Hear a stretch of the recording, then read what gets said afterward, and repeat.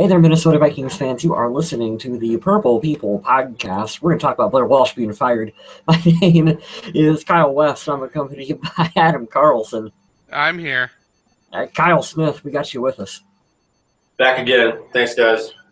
You guys ready to talk about Blair Walsh? Because that's pretty much what we're going to talk about, right?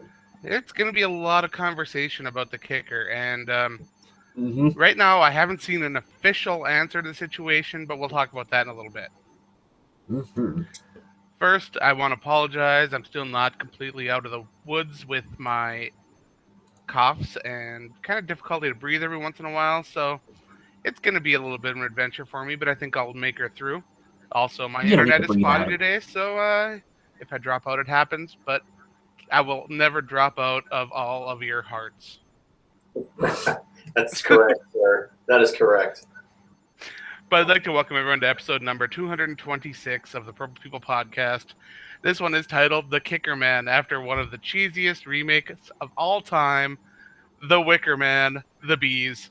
The Bees. The Bees. See, you say cheesy, I say best. I love cheesy. I do too. I love Nicolas Cage. See, your cheesy words. That crap that I came up with earlier was awful. So thank you for sticking with it. I kind of like the Blair necessities. That worked all right for me, but the Blair necessities for all you Jungle Book fans. That and Who Framed Roger Rabbit was a staple of my childhood. Mm-hmm. Both are pretty good stuff. These are positive things to talk about because today's episode sucks. Yeah, not going to be a lot of positivity, but there was some really good things happening here. Let's start out with the quick hits where, well, I guess we might as well start out with a nice downer. Jake Long was placed on injured reserve for his Achilles tendon injury. It ends the season and puts the Vikings at an odd position at offensive tackle going forward. However, the team has signed Rashad Hill from the Jacksonville Jaguars practice squad to take his place on the main roster, but odds are he won't be cracking the starting lineup anytime soon, as Jeremiah Sarles and T.J. Clemmings will likely be manning those spots. The bad luck continues, Adam. The sad thing is that Jake Long was actually kind of like improving a little bit. As the season went on, he was doing all right. Yeah, you getting a little bit better, and you would have hoped that maybe that would have continued, but just injury prone. And not only does this end his season, I'm going to imagine this probably ends his career in the NFL. At this point, I can't imagine too many other teams that would be willing to sign him just based on the injury history and the risk. I don't know anything about Rashad Hill, but boy, it's the tale of the Vikings offensive line. I believe he was All-Nation second team in college, and he was a high school standout. There is a reason why he has been on a roster, so it'll be interesting to see how the team uses him, how he develops, and all that kind of stuff. And yes, as in the chat, we do have people joining us today. Scott Schwab says to remember that we do have Austin Shepard on the practice squad, and that is right. He is an emergency activation, and if they need to bring him up, they definitely will. And with the rates Vikings are going through offensive tackles, you never know. I'm terrified. We are like one injury away from having a dude from the Jacksonville Jaguars practice squad in the starting lineup. Oh boy! Hey, but when you think about it, a practice squad guy over a guy that wasn't in the league at all, Jake Long, you know, that's a solid point. At least he was on a team, I guess. But we'll see what happens going forward there. As always, we want to wish Jake Long a full and speedy recovery, and we hope that this isn't the last we've seen of him and he can come back strong. Those are always the hopes. I didn't mind it. I agree with Kyle. I don't want to wish that his career is over.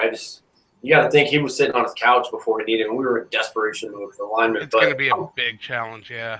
I'm totally with you, man. I hope he comes back strong and make it a comeback. Because he was nice. He was very grateful to come in. He bought in with the ideas. He said all the right things. And the biggest thing that you guys hit on was he wasn't shining. He wasn't a shining star. Our offensive line needs a lot of work, but he was improving, so he gave it a little bit of hope. But it's that injury bug. It just seems to be over this team this year, and it won't go away. Now, this next quick hit, it says the Minnesota Vikings have released kicker Blair Walsh, which is true. The team has confirmed that. But I have yet to see the confirmation of them signing Kai Forbath. It's not official. A lot of the ESPN guys have reported it. We haven't seen anything official from the Minnesota Vikings as of the recording of this podcast. But it is expected that he will join the team. Yes, expected. Mm-hmm. Now, of course, Blair Walsh had another disappointing game last week, but I'm sure we'll talk about that a little bit more. And it's not just last week. Of course, it's been the last couple seasons that there have been some instances that just left fans hanging their head. And considering the amount of times that Blair Walsh put on an absolute amazing show, especially during his rookie year, when he set franchise records for field goals for the Minnesota Vikings, we know that he has the capability of being an excellent kicker in this league, but he has things he needs to figure out, and hopefully he can get them figured out and come back to football and play at a high level. I've been on Twitter on and off all day and trying to get a feel for what people are saying, different sports writers and stuff like that, and some people who, again, take it with a grain of salt, who were close to the situation or knew people that were or whatever, were saying that for Blair is that he desperately needed a change of scenery from Minnesota because his confidence was just shot at this point. And if that is the case, then they have made essentially the only call they could make, and that is to move on from him. It's weird, isn't it? Because we've seen him play at a high level for the team, and we had all had hoped that he would get back to playing at that high level again for the Vikings as well too. And even though I think they made the right move in getting rid of him, you guys know as well as I do he's going to go to Chicago and just beat us at some point with a game-winning field goal for the Bears, right? You all know this is what's going to happen. Now, since Walsh was cut after the trade deadline, he must pass through waivers. Mm-hmm. So if there's a kicker-needy team out there, they could claim him, but I would really be surprised if that happened. No, I don't think he'll be claimed yet. I think he'll be picked up in the off-season, and he'll go through training camp and probably win a job on someone's team. The interesting thing about Kai Forbath is there is a connection to the previous Vikings specialist. At UCLA, he played with his holder and his punter and the long snapper. So that should be a nice connection right there. That's pretty cool. I knew about Jeff. I didn't know that. I knew about that. I just looked up his stats, too. The last two seasons that he played weren't anything to talk about, but his first couple of years in Washington, he was fantastic. So I'm hoping that he can, channel some of those memories from 3-4 years ago. He spent the last season with New Orleans, and then he was with Washington for 4 years before. I think in 2012, I think it was the year that they had RG3 and they went to the playoffs and all that. He was amazing. Scored over 100 points for the team, so he can be an asset. Let's just see going forward. But like you said, I haven't read anything yet that is confirmed, but it's been all over Twitter today, and it's been talked about by all the guys who are very, very good sources for NFL.com and ESPN and all that. I always hate confirming things before they're official, though. It's bitten me before in the past when I've seen that, and I've gone on the Viking Age and written it up, and I've published it, and then I had to go back and backtrack and apologize, and yeah, I hate doing that. It's the same reason I never promise anyone anything. Nothing. I always like to wait. My buddy Clint, he said, "Do you promise you can be there for my wedding? If you can stand there." I said, "You know what? It's a long trip for me. It's about 700 miles. I can't guarantee I'll be there. I'm going to do everything I can to be there, but I can't guarantee it." And that hurt, but I don't like to say things that I know aren't absolutely true. We like to do the same thing, kind of on the podcast page too. Occasionally we catch flack for it for reporting stories late, but a lot of the times I'll do a post that will say rumor alert, Vikings are going to sign this kicker. And then when the Vikings officially announce it, do another post that says the team has officially announced the signing of, and lots of people they're like, "Whoa, we've known that for days now." Well, yeah, but it's official. Right, and that's the team exactly is officially, what I'll get to when I write up my post with Kai Forbath. The same thing. Mm-hmm. But I do want to stress that it is just, right now, speculation. The deal may be already done. It may be laid out. It may be maybe even finalized by now. But it hasn't been announced by a source that I believe to be absolutely reputable, so I'm holding off. Mm-hmm. they got to be working some salary cap magic right now, Adam, because they've brought in 2 players, and I don't know how. I don't know how they've signed 2 players with how I'm up against interested the to see wall how they this were. works out because I'm guessing that Kai Forbath is going to be league minimum, and this guy on the Jacksonville Jaguars practice squad probably the same.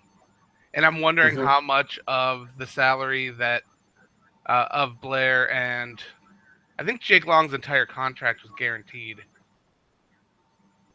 but they may be able to make it up out of what Blair Walsh had as far as for the rest of the season, the prorated amount. But maybe they can have like Adrian pay them out of his salary.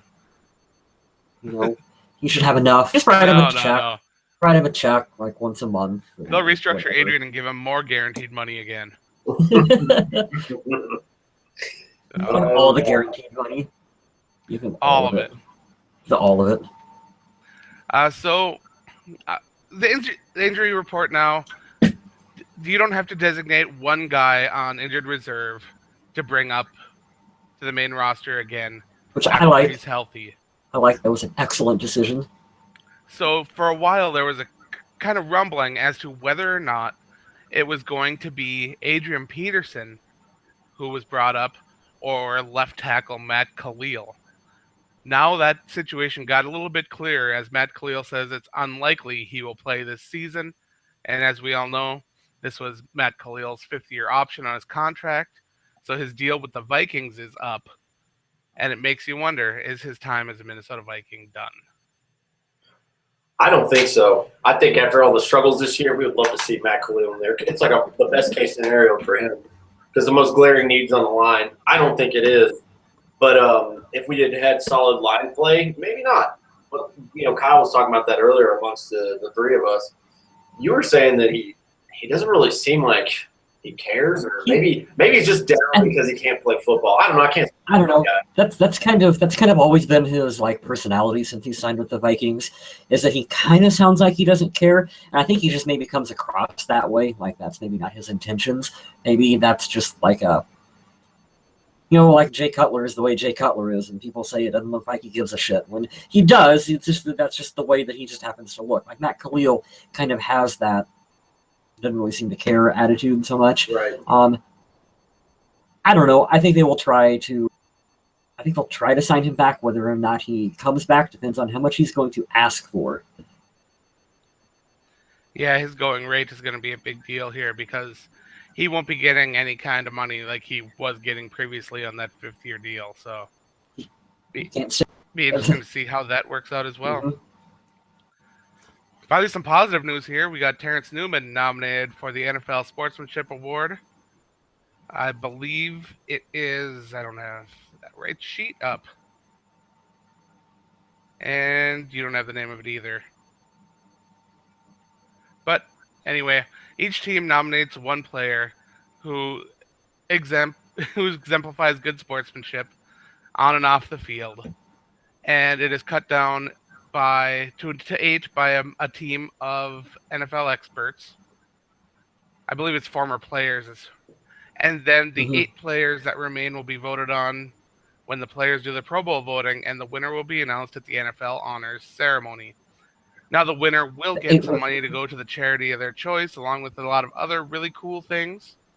So it's awesome that Terrence Newman was nominated. I also believe that they couldn't have made a better choice than Terrence Newman.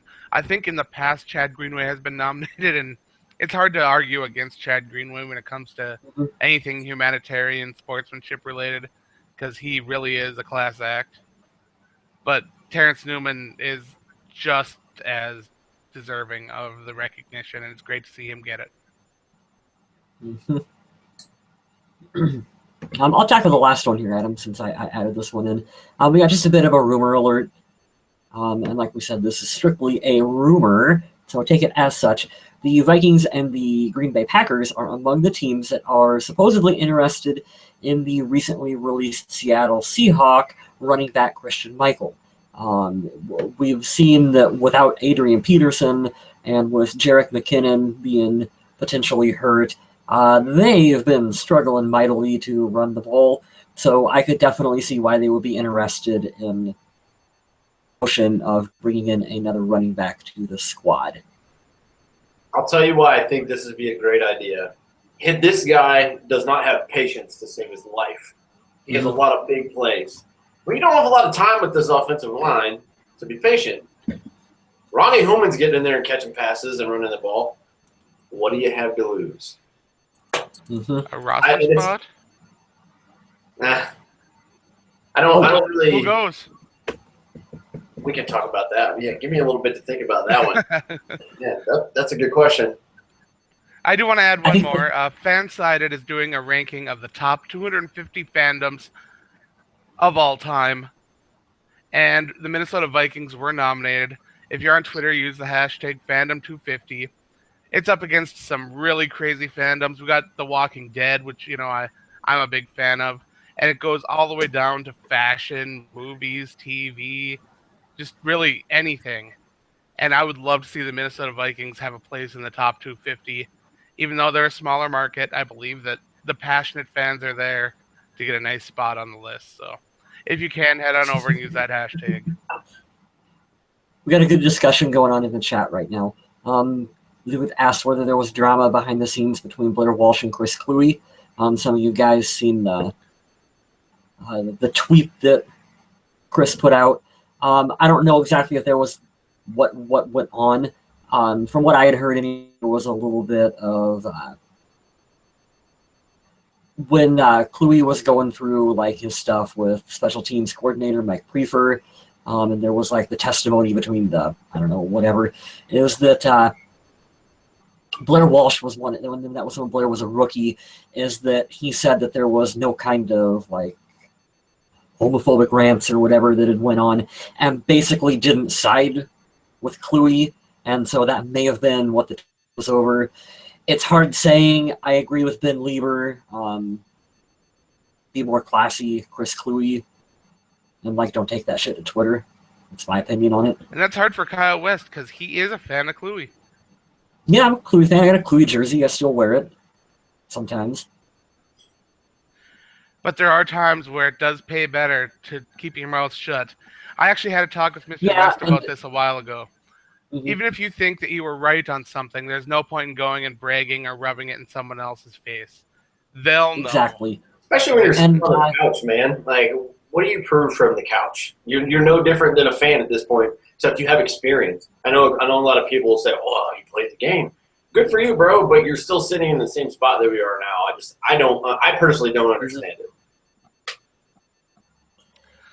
So let's move into our game discussion. I didn't really want to talk about it because this was one that the Minnesota Vikings had another really good chance of walking away with a win, but ended up falling short. Shoulda, coulda, woulda. By a final score of 26-20, the Vikings fell to the Washington Redskins. Now they have a 5-4 record with a losing record on the road, 2-3. And they have lost the top spot in the NFC North to the Detroit. I want to add to that, not to be a Debbie Downer. We're out of the playoffs right now. Yep. That loss was significant, and I'll talk about it later about how significant I think we need to win. We need to win fast. But I guess I'll start it off. I just want to say I've been a fan since he came in week 2 and just played lights out. I was very skeptical about Sam Bradford, but he's playing damn good football for us despite everything that's going on. The guy threw 40 passes and completed 31 of them for 307 yards, 2 touchdowns, a weird interception, but he had a passer rating of 104.9. The dude is playing his best football of his career under one of the crappiest circumstances you can imagine with all the injuries.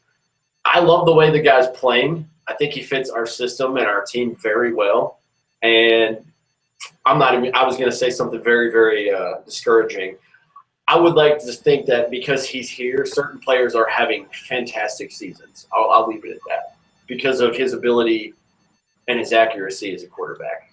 Joe Berger is handing that off like a champ right in the pocket, right between the hands. Boom.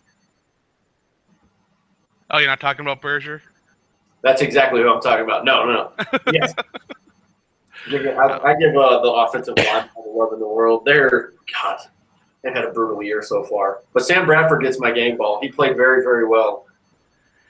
What's impressive is that Bradford was able to complete 31 of those 40 passes under duress a lot of the time. He was only sacked 3 times, and considering the completion percentage he had, he wasn't throwing the ball away a lot. He was finding receivers. So that alone is very impressive. He's finding Stephon Diggs mostly. I'm looking here. 1, 2, 3, 4, 5, 6, 7, 8 receivers. So he spreads the ball around very well. Jarius Wright with a catch this weekend, by the way. I hadn't said his name in a while. Yeah, definitely getting him involved. But Stephon Diggs set a NFL record by being the only player in NFL history with back-to-back games of catching 13 or more passes. That is crazy. Diggs is coming out and looking like an absolute superstar. And for him to drop as far as he did in the draft because of concerns to his injury just makes it even more sweeter. Please don't use the word Diggs and injury in the same sentence right now. Hey, you're the one who was saying some off-the-wall crap earlier, sir. I don't even want to know that. But come on. Yeah, but that's going to happen. 164 yards. Targeted 15 times, caught 13 of them. That's impressive. That's absolutely impressive. And I believe he was your game ball, Mr. Smith?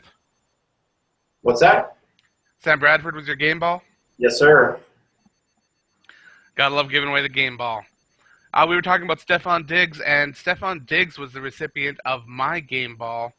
Kyle West went a little off the beaten path here for his, but I'm sure he has a good explanation. I had a fun comparison in the chat room where we said that Chris Cluey has a bit of a CM Punk vibe to him. And you know what? Ooh. That's actually, after you hear that, I'm a big CM Punk fan, but he's kind of a dick.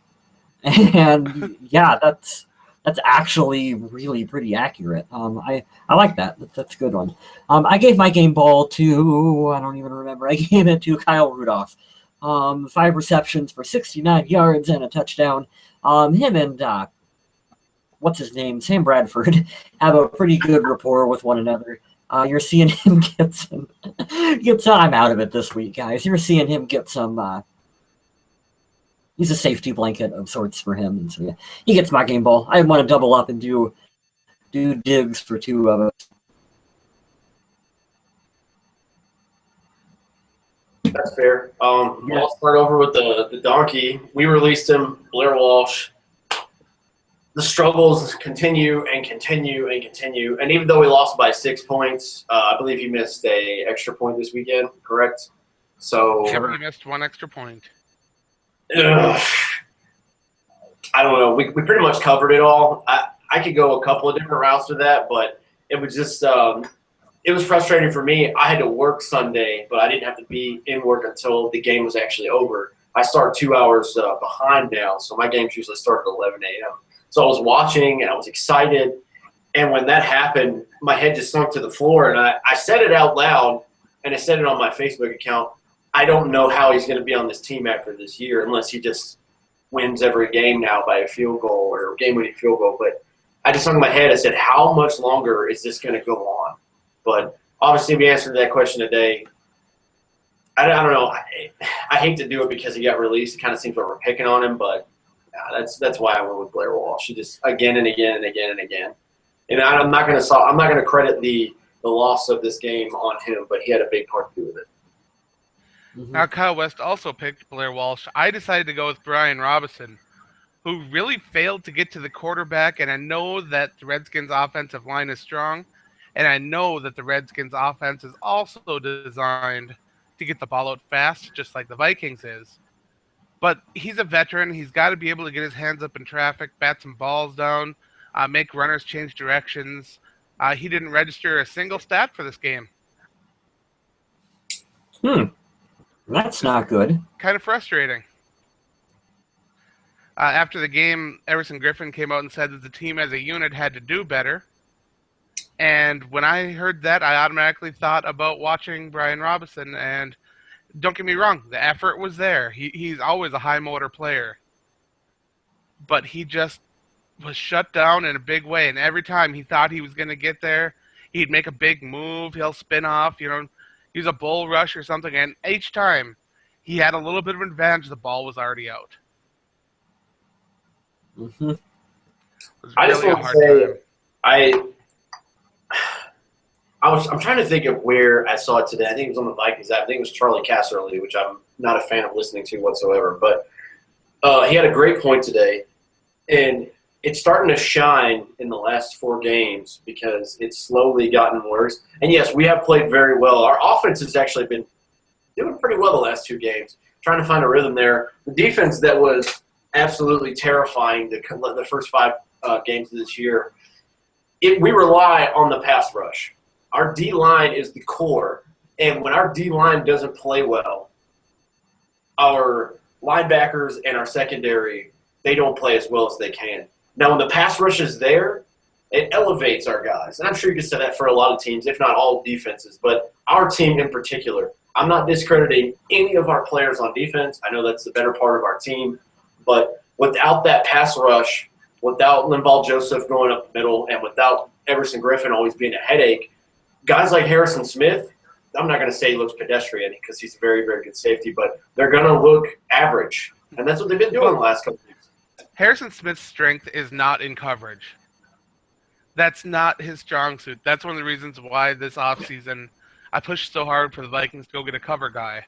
And it was absolutely apparent during this game how important of a piece of the defense Captain Munnerlyn is at shutting down those tight ends and slot guys. It was a world of difference without him out there. Mackenzie Alexander came in and did his best, but as a rookie, he made a couple big mistakes, and the coach didn't hesitate to call him out about it. But he is a rookie. He will learn. We saw a learning curve with Rhodes. We saw it with Waynes, and he's going to go through it too. It's just a matter of time. 2 points. One, it's so funny how you said that, the Harrison Smith kind of isn't the best in coverage, and you look at how Leslie Frazier was using him. Yeah. I just play him 30 yards off the ball just all the time, just back there in that Tampa too. So that's funny to think about in retrospect. And also, I think we're starting to miss Sharif Floyd up there in the middle of this defense, playing next to Linval Joseph. I know that Mike Zimmer is frustrated that he's, still, you can't help being hurt. But he is frustrated that he's not been able to be out there for the team. And, we love Tom Johnson. But there's a reason why Tom Johnson is kind of a, rotational backup guy. Sharif Floyd is, definitely the starter that you want out there. And I hope that he's able to come back here sometime soon for this team. We did get a comment in the chat about Captain Munnerlyn being in the last year of his deal, and yes, he absolutely is. The team will have to try to figure out something for him moving forward if they are going to keep him with the squad. He's young enough. He's 28 years old, so he's not anywhere near as over the top. I know a lot of people think about him as being like the old veteran, but he came into the league young. He came in at 20. So he's been in the league for 8 years, but he's only 28. Which is crazy to think about. But yeah, he should definitely be a priority re-sign for this team. I think he gets re-signed. And you go back a couple years ago when he had that really bad first season with the team, and I don't think many of us thought that. But yeah, he's definitely came into his own underneath this defense. And you can see, we talked about it in private, Adam, during the game. We're like, man, we can put him out there for the Vikings. You said that, perfect. In a big way. Mm-hmm. Big way. Chad Greenway and Harrison Smith led the way in tackles. Of course, Greenway and Smith each had 7. Greenway had 1 for a loss, and it was Barr and Linval Joseph. Honestly, the defense only gave up 2 touchdowns and 4 field goals. That's a lot of field goals, man. 4 for 4 they were on field goals. That's something. Mm-hmm. You don't see that too often. But otherwise, this game had that back and forth feeling. What's a field goal? We don't know. We're Vikings fans. What's an extra point? We don't know. Thanks, Blair. Aw. You always hoped the Vikings would make that one big play to get into it. But there's been this feeling among the Minnesota Vikings, where once a game gets a score or two ahead, it just seems like it's absolutely out of reach. Mhm. And that feeling is because the offense has been struggling so much recently. And now the offense is getting some sort of traction through the air, not through the ground, that's for sure. Yeah. Can we see less of Asiata running up the gut on 3rd and short? That would be helpful. Oh, my goodness. Matt Asiata, 13 yards on 9 carries. Yikes. I like Matt Asiata. I don't know what in the hell is going on with him right now. I'm at the point where they're on like 3rd and short, and I'm thinking, just give the ball to Zach Line. Even Jerick McKinnon had 6 carries for 16 yards. Ronnie McKinnon- Hillman, 4 carries for 2 yards. The team Yeah. averaged 2.2 yards per carry against the 31st ranked rushing defense. Mhm. That is not encouraging. This was supposed to be the game where the running game got back on track and they got some confidence and they were able to push some people around, and it absolutely didn't happen. Yeah, it was. We could have collectively given a donkey award to Minnesota Vikings running backs because that was just terrible, awful performance. Every time you feel like you're ready to say that, yeah, we can do without Adrian Peterson, this happens. And then you go, well, please come back soon, Adrian. I want to touch on what Adam said earlier and make a point. The first 5 games, if you look at what happened, yeah, I think it was maybe a total of 10 points total, but we weren't better. And this is a generic statement, so call me generic all you like. But when we have to play from behind, we're not the same team. When we have a cushion of a touchdown or two, we're a completely different team. When we start off, I think it was 14-0. I was like, well, I'm go ahead and cut this game off. And then we scored 20 unanswered points. And I was like, okay, now that's what you're talking about, the back and forth. But starting out in a deficit, we have got to do better with that. I think this was the first half.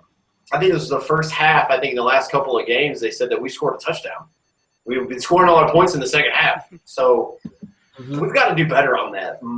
I know it sounds generic, like I mentioned, but playing from behind is not the strength of the team. Especially they scored all their points in the second quarter, all of them. That's insane. You want to get a rhythm going, and you're like, cool, it's got to have. But what you said earlier too, we got to find a running game somewhere. We got to figure it out. And you know what's the saddest thing in the world? Have you guys been seeing Linval Joseph coming in goal line stances to help block? Oh my God, that should tell you how crappy the run game is. It is. It's bad. It is. And the thing I don't understand even more is that once the guys that got hurt on the offensive line left, the guys that came in were guys that should be right tackles in this league. They're guys that got to be known as a bit of road graders. TJ Clemmings wasn't always known for his feet. He was known as a guy that could push people backwards, and we're not seeing that this year. Fusco, he was part of that line that helped Adrian Peterson almost break the record. And he can't get a push. Joe Berger's getting a little push. I love when I can give Joe Berger a little bit of a nod. Do it, Berger. Do it. But this isn't the same right side of the offensive line, because before you could power right through. And I know people like Mr. Smith was talking in our group chat before. People used to dog on Phil Lodeholt and Matt Khalil because they felt they were bums. Boy, I wish we could have those two back right now. Yep. Mm-hmm. And sure, they weren't, all pros or anything, but they were very capable players at their positions. Mm-hmm. And now we're seeing what happens when a team has depth, but it's average depth at best. Yeah, at best, average. We're so desperate right now for that. When Teddy goes down, it is what it is. We're so desperate that we go down with Teddy. You do what you can to find a quarterback, and we did that. Adrian goes down, we might get him back for the playoffs. And at this point, I don't know if we're going to go to the playoffs. But oh my God, you got to. Hold on, this is the best chat comment I think I've heard yet. A woman in labor gives better push than the Vikings O-line. I like the next one, too. Our running game and offensive line is just as bad. The line should be called the backwards moonwalkers. Backwards moonwalkers. That's amazing. I had that same thought too. Is that if the Vikings had kept John Sullivan, even if you'd say that he's lost a step at center, and we're talking in hindsight right now, is that you could have maybe put John Sullivan back in at center, moved Joe Berger to guard, and then kicked Alex Boone out to left tackle. But who knew that the line was going to end up with this many injuries on it? Where did John Sullivan end up, by the way? Washington. He's in Washington. Of course he did. Why? Saw him on the sideline there. He was chilling. He had the old helmet in his hand, standing on the sidelines looking. Of course he did. Absolutely. Mm-hmm. I'm struggling with the kick return thing. I love when Cordero Patterson can come out and bust a good one, but this rule change is really making it hard. Yeah, it's hard to get behind him taking it out of the end zone now. It really is. Mm-hmm. But every time he does it, like I was talking about with Adrian a minute ago in the chat, even if he only does get it to the 20, 22-yard line, you still feel like he's got that potential to break one. And so you kind of do want to see him take it out. But like when you do and you don't. Ends up at the 12 or 13, you're kind of like, I know, it sucks. That really hurts. Mm-hmm. Especially with the way this offense is having problems right now. Like, that really does hurt them starting back even further. Absolutely. As far as the game review goes, I'd like to scold Mr. Smith since his bold prediction didn't come true. What happened? I made a bold prediction for you. Oh, okay. What's that? I said that the Vikings would get 4 sacks against the Redskins. They got one. You let us down. You know what's crappy too? They had the Madden simulator, and it said that we got Sam Bradford right. It said we were going to come out and have a breakout game and get back on the winning track. Where were you on that one? Such a struggling game. And things aren't looking to get much better, as next week the Vikings are going to host the Arizona Cardinals, who have one of the most dynamic attacks in the league. They have possibly one of the most efficient wide receivers ever, Larry Fitzgerald. And David Johnson on the backfield is a scary, scary man. Mm-hmm. Well, the positive side is that it's a home game. Pretty much all bases covered, minus Carson Palmer's not having really the best year, but their defense is good. They've got a good secondary. Good one. Not just Larry Fitzgerald, too. They've got a slew of good wide receivers, and I think David Johnson's like one of the best emerging running backs we've seen in the last 2 years. Obviously, Ezekiel Elliott's killing it right now, but, man, David Johnson's a damn good pickup from them. Absolutely. Vikings got to get this run game going if they want anything to happen, if they want to stand a chance to win this. Someone has to get it going on the ground for this team. And I appreciate the comments in the chat, but there's some of these we can't read for the show. Yeah, I seen that one too, Skullbike. So it was really funny, but we can't quite go there. For the social media question of the week, we went with something kind of close to Kyle West.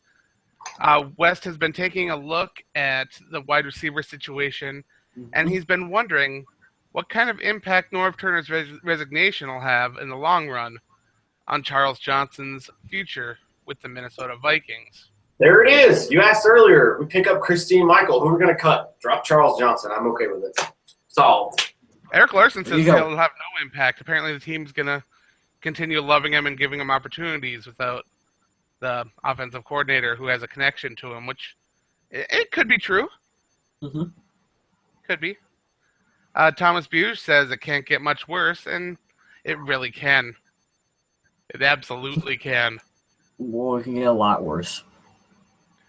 That's why I hate when people say it can't get much worse or what else could go wrong or statements like that, because that's just opening the door. Mm-hmm. John Dostal says, bye Johnson, come forth Treadwell. I like Johnson, but with Teddy, it's hard to watch him without Teddy. It's hard watching him take time away from a first-round pick. And that's the thing about wide receivers and quarterbacks. Sometimes there'll be a really good wide receiver that just can't seem to get on page with his quarterback. Teddy Bridgewater and Charles Johnson do seem to have a connection to where they can make things work when they might not be the most likely. And when you got two guys on the same page, good stuff happens.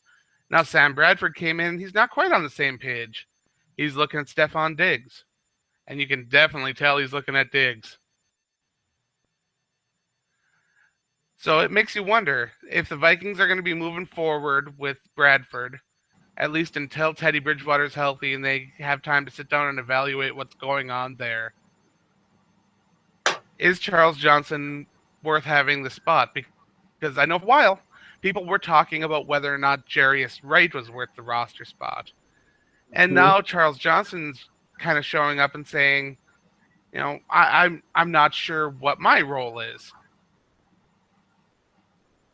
I think if you look at it from just the differences in the offensive coordinators, where Norv Turner is looking for, a deep down the field receiver, and underneath Pat Shurmur, we're looking at lots of short underneath throws, your screens, your whatnot. I really don't see Charles Johnson fitting in long term with the Vikings plan. I think for me, you just look on paper. And you compare as to what a Laquan Treadwell does for the team, where he's not going to burn you with his speed, but he's a possession guy. He can go up, he can get the contested passes. I think he's one that fits, especially right now, where we don't have an offensive line to let someone run way down the field and be throwing deep passes. We're getting the ball out quick. I think you look at that and you go, on paper, Laquan Treadwell is the one that should be out there, and he should be getting these opportunities for the team at the moment. Whether or not he's hurt or whatever else, I don't really know right now. I'm sure there's more to it than that, but I would really like to see Laquan get an opportunity with the team. Yeah, as soon as he's healthy, he should get more tries, that's for sure. They addressed the most glaring need from last year with the pick that we had. He was a projected #1 receiver. And this conversation just absolutely just irritates me. People are saying, "Oh, why is he not out there?" If he's healthy and he can play, that's a completely different thing. But the injury stuff aside, if he's not out there, there's a reason, and I'm willing to put my rent money on the table to say he doesn't know the playbook well enough. He's slowly getting eased in. And I don't know why some of y'all guys think that, or even other fans that maybe don't listen to the show, they think, well, he's got to come out and play right now. No, he doesn't. Oftentimes that's not a good thing to do. Unless you got a guy like Khalil Mack who's just going to come out there and start lighting it up as soon as you plug him and play. It's okay to have a year to adjust to the system. I'd rather him be out there learning the system and come out the second year and be amazing than to come in and be a liability at the first point of the year. Let him earn a spot. Let him play a little bit of special teams, And I understand the frustration because Charles Johnson has done nothing this season. I think he's caught maybe a handful of passes.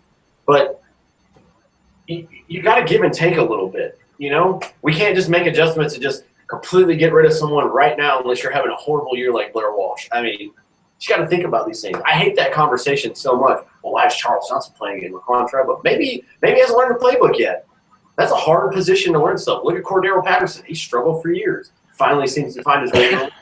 I don't know, but it's one of those things that just it gets me going because you have to think about things before you make an assumption like that. Well, you also got to look and say nobody's going to take snaps away from Diggs. Thielen has earned his extended playing time. They're getting what might be the last look at Cordero Patterson, although I think Patterson's been impressive enough to earn another look if he stays on at a reasonable salary. So there's a lot going on there. You guys will see more of Laquan. I don't see much more of Jarius Wright on the team, maybe one more year. I definitely don't think Charles Johnson's going to be here. And I'm glad we don't have to have that conversation about Adam Thielen anymore because guys were saying, why is he playing and not Laquan Treadwell? And I love that there was a conversation about cutting him previously. It makes me laugh so hard because the kid does so many things. You're football ignorant if you think that's a thing. If you think that's a legitimate excuse to get rid of Adam Thielen, you're not really watching football. We were having that conversation. Well, we weren't having the conversation, but other people were having the conversation about Mobo, making the team. and Adam Thielen being cut. And That's I the wonder. worst part. People think we hate these guys. We don't hate these guys. They're a part of our team. But you're going to put Have his players on the jersey, field. for Christ's sake. You're going to put your best players out there, period. So, my opinion, if he's not out there, he's not one of the best players. Get over it. I want him to be successful. Hell, I want Teddy Bridgewater to throw 50 touchdowns. That didn't happen yet. Give it time. It's the coach's job to put the players in the best position to succeed. It's the GM's job to have the best players available for that coach to use. Mm-hmm. It's science.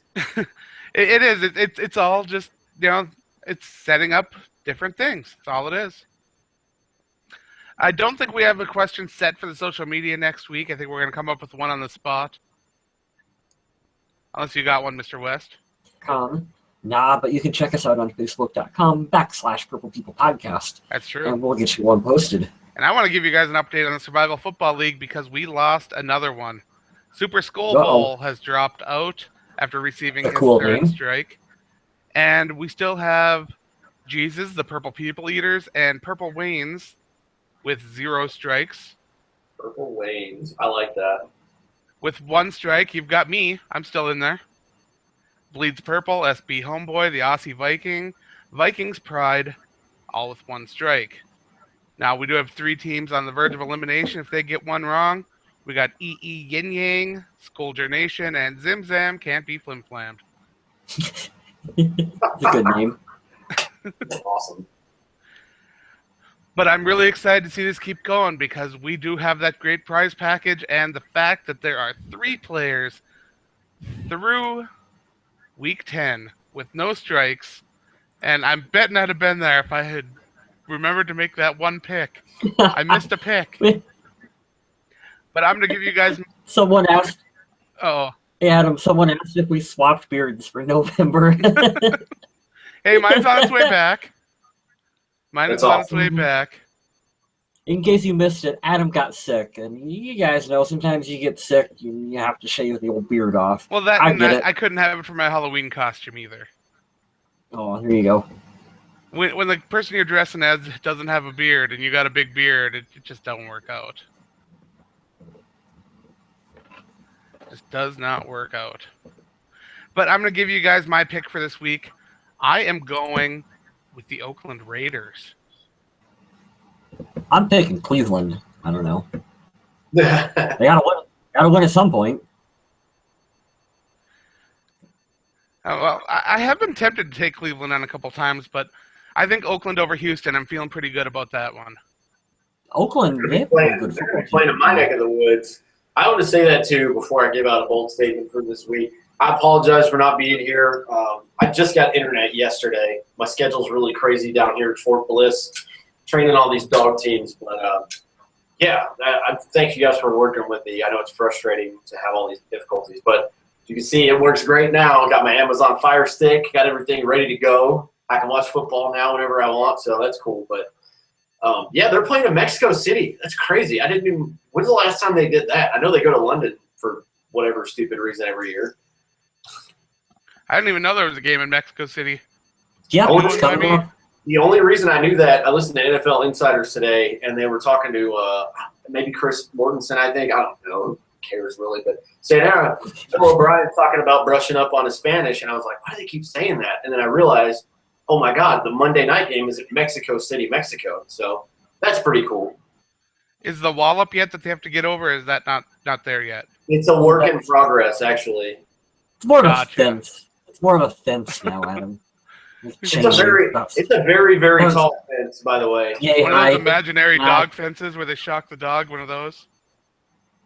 No, I'm in El Paso, you guys. For anybody that's a Viking fan that's listening to this, you pass through El Paso, please shoot a message to the page.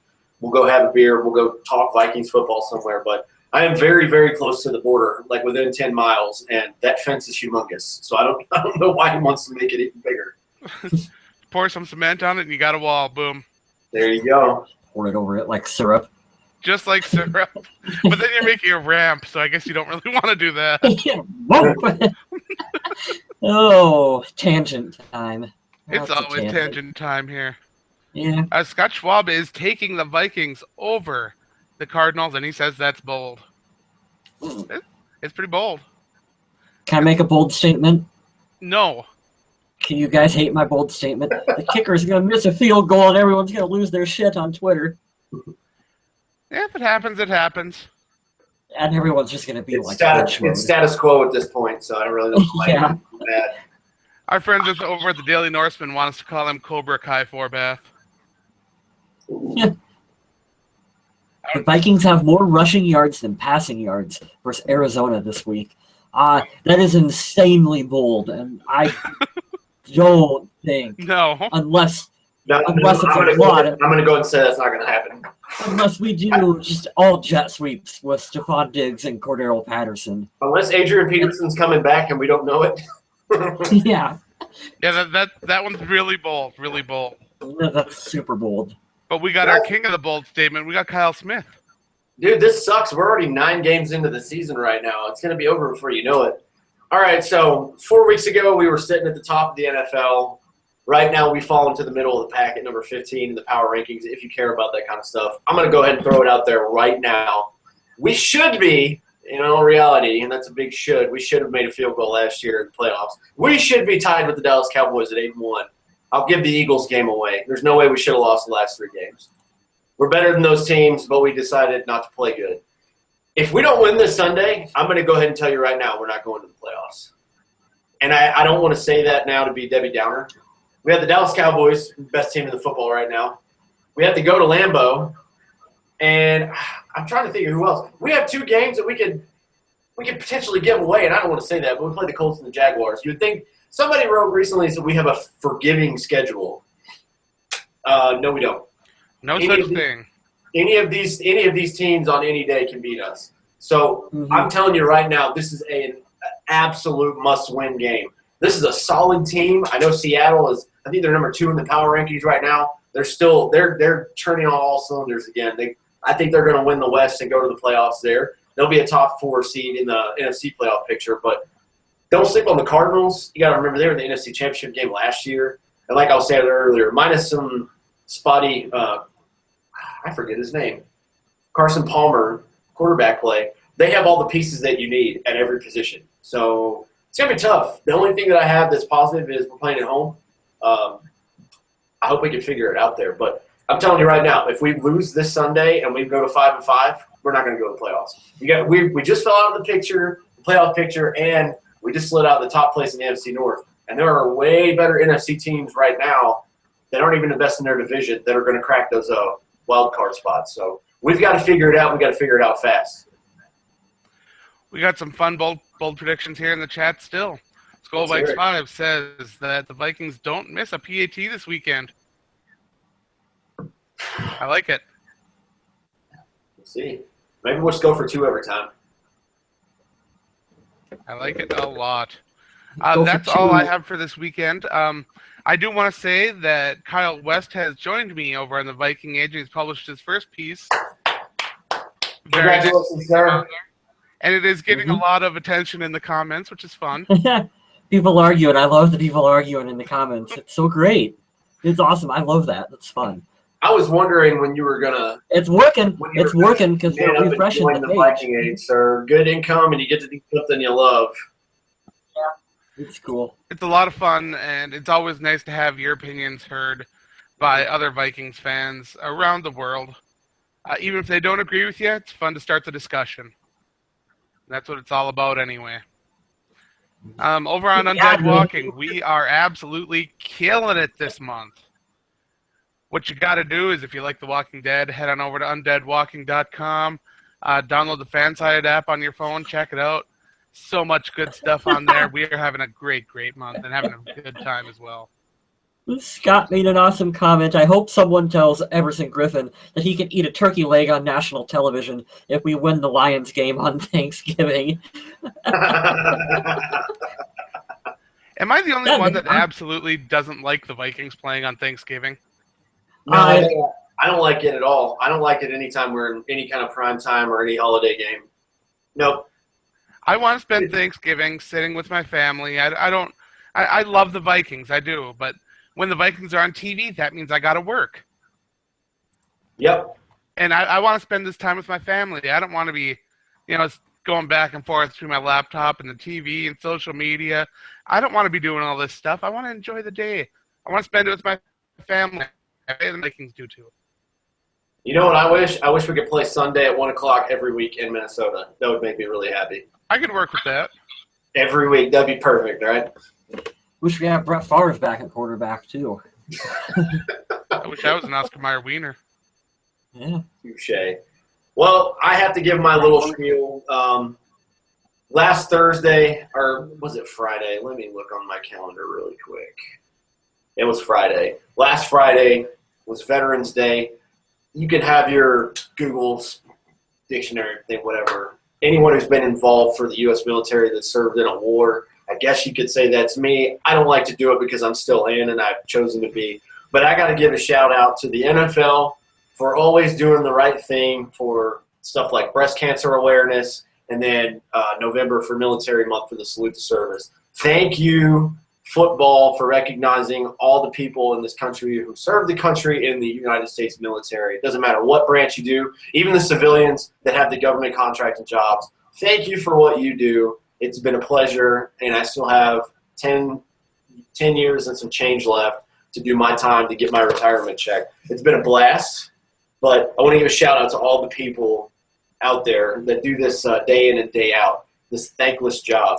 It was awesome to see all the recognition and a lot of crazy stuff going on, protests, elections, all this stuff going on in the world. And I saw a lot of cool things from NFL players, shaking hands, saying what's going on, taking pictures. Even some of my friends today that I was just deployed with in Kuwait, they got a picture with Odell Beckham today. Just taking that time out to give thanks to the people, because there are a lot of military people who are diehard football fans like myself. So thank you guys.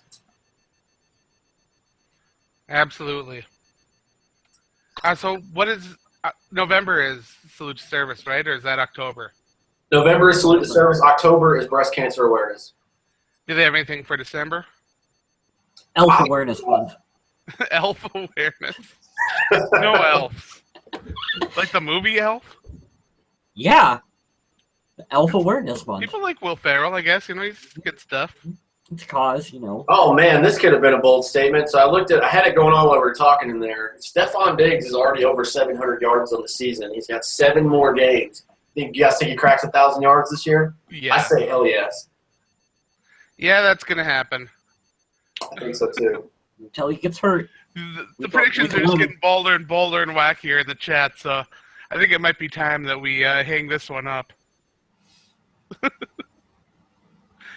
So on that note, I'd like to thank everyone for joining. Head on over to our Facebook page, join in the conversation, at Purple People Pod on your Twitter machines. The Viking Age, you can see me and Kyle West stuff. Head on over to Kyle Smith's music page. I think it's called Kyle Smith Music on Facebook. It is. Kyle Smith Music. It's on Facebook and on YouTube /SkateKow, SKAKOW. A lot of tunes up there. I'm kind of hesitant on it right now. I'm not sure if I want to do it or not, but I do have an American Idol. Oh, my gosh. The Voice. Excuse me. American Idol's done. I do have an opportunity from The Voice to go out. So I'm battling that right now. I think I'm going to go out there. It's going to be in Dallas, Texas, since I'm in El Paso. But just a little heads up. If I don't get a lot of new videos posted up, I'm kind of practicing on the stuff that I already know now. So we'll see that in January after the season's done. But in the meantime, check out the videos that I do have up. Got a couple to choose from over there. There's some fun ones, a lot of different genres, a lot of different fun stuff. And we always appreciate you guys joining us in the chat. When we decided to make the change from recording ourselves, talking to each other, to having a live interactive format, the show just got so much better. And we really appreciate you guys showing up and taking part in the discussions. It's great to have you guys here.